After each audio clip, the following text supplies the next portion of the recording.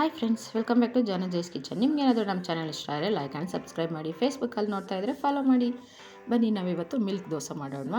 ಹೇಗೆ ಮಾಡೋದು ಅಂತ ನೋಡೋಣ ಫ್ರೆಂಡ್ಸ್. ಮನೇಲಿ ಹಾಲು ಜಾಸ್ತಿ ಇದ್ದಾಗ ಅಥವಾ ಮಕ್ಕಳು ಹಾಲು ಕುಡಿಯೋಕೆ ಹಠ ಮಾಡಿದಾಗ ಈ ದೋಸೆ ಟ್ರೈ ಮಾಡಿ ತಿನ್ನಿಸ್ಬೋದು. ಬನ್ನಿ ಹೇಗೆ ಮಾಡೋದು ಅಂತ ನೋಡೋಣ. ಮೊದಲಿಗೆ ಒಂದು ಬೌಲ್ ತೊಗೊಳ್ಳಿ. ಬೌಲ್ಗೆ ಒಂದು ಕಪ್ ಗೋಧಿ ಹಿಟ್ಟು ಹಾಕ್ಕೊಳ್ಳಿ. ಹಾಗೆಯೇ ಒಂದು ಕಪ್ ತುರಿದಿರೋ ಕ್ಯಾರೆಟ್ ಹಾಕ್ಕೊಳ್ಳಿ. ರುಚಿಗೆ ತಕ್ಕಷ್ಟು ಉಪ್ಪು ಸೇರಿಸಿ, ಮತ್ತು ಈಗ ಇದಕ್ಕೊಂದು ಗ್ಲಾಸ್ ಹಾಲು ಸೇರಿಸಿ. ಹಸಿ ಹಾಲಾದರೂ ಓಕೆ, ಇಲ್ಲ ಕಾಯಿಸಿರೋ ಹಾಲಾದ್ರೂ ಆಗುತ್ತೆ. ಕಾಯಿಸಿರೋದಂದರೆ ಕಾಯಿಸಿ ತಣ್ಣಗಾಗಿರಬೇಕು. ಈಗ ನೀಟಾಗಿ ಮಿಕ್ಸ್ ಮಾಡ್ಕೊಳ್ಳಿ. ಕನ್ಸಿಸ್ಟೆನ್ಸಿ ನೋಡಿಕೊಂಡು ಇನ್ನೂ ಸ್ವಲ್ಪ ಹಾಲು ಬೇಕಾದ್ರೆ ಹಾಲು ಹಾಕ್ಕೊಳ್ಳಿ, ಇಲ್ಲ ಒಂದು ಸ್ವಲ್ಪ ನೀರು ಸೇರಿಸ್ಕೊಂಡು ನೀಟಾಗಿ ಕಲಿಸ್ಕೊಳ್ಳಿ. ದೋಸೆ ಹಿಟ್ಟಿನ ಅದಕ್ಕೆ ಕಲಿಸ್ಕೊಳ್ಳಿ. ನೋಡಿ, ಇಷ್ಟು ಕನ್ಸಿಸ್ಟೆನ್ಸಿ ಇದ್ದರೆ ಸಾಕಾಗುತ್ತೆ. ಕ್ವಿಕ್ಕಾಗಿ ಮಾಡ್ಕೊಬೋದು, ಇನ್ಸ್ಟೆಂಟಾಗಿ ಮಾಡ್ಕೊಬೋದು. ಒಂದು ತವಾ ಬಿಸಿ ಇಡಿ. ತವಾ ಬಿಸಿ ಇಟ್ಟು ಒಂದು ಸ್ವಲ್ಪ ಆಯಿಲ್ ಗ್ರೀಸ್ ಮಾಡಿಕೊಂಡು ದೋಸೆ ಹಿಟ್ಟನ್ನ ಸ್ಪ್ರೆಡ್ ಮಾಡ್ಕೊಳ್ಳಿ. ಜಾಸ್ತಿ ತೆಳ್ಳಗೆ ಬೇಡ, ಸ್ವಲ್ಪ ತಿಕ್ನೆಸ್ ಇರಲಿ.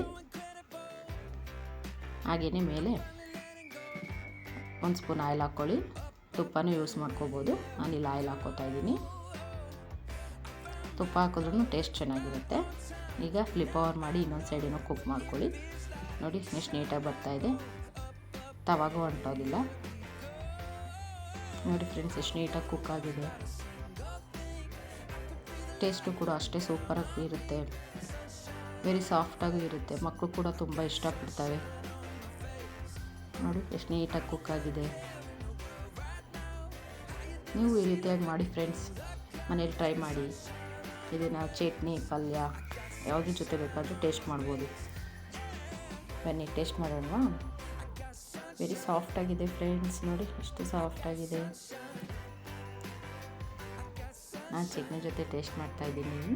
ನೋಡೋಣ ಟೇಸ್ಟ್ ಹೇಗಾಗಿದೆ ಅಂತ.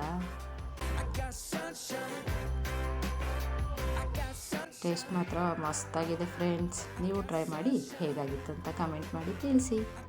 Thank you.